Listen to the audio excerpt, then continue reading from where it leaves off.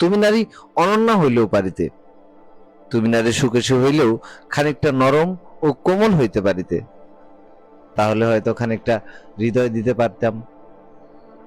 তুমি মহিলা খানিকটা মন থেকে শুদ্ধ হইতে পারিতে, তাহলে হয়তো সন্তানের জন্য রূপে সম্মানিত করিয়া ঘরে তুলিয়া লইতাম।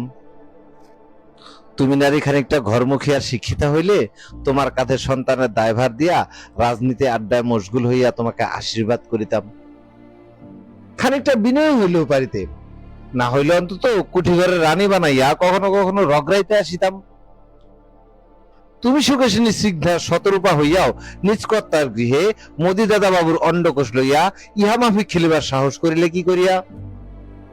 মোদি দাদা বাবুর অঙ্গ বিশেষ এত মধুমাখা হইলে তাহার দণ্ডে ভর করিয়া নাচিতে। ওই সুখেশিনী, তোমারে শুধাই তবে মোদি দাদা বাবুর নিজের শেষ রজনীতে রহিয়াছে, গ্রহণকাল ব্যতীত আনন্দ দেবার ক্ষমতা অবশিষ্ট রহিয়াছে বলিয়া মনে করি না। তবুও বলিব, তাহার দণ্ড ঊর্ধ্বমুখী করিয়া বসিয়া যাও। আমার গৃহে আরেকবার মোদি দাদা বাবুকে লইয়া আরাধনা করিলে তোমার পশ্চাৎ দেশ লইয়া চরম সুশীলতা দেখাইব।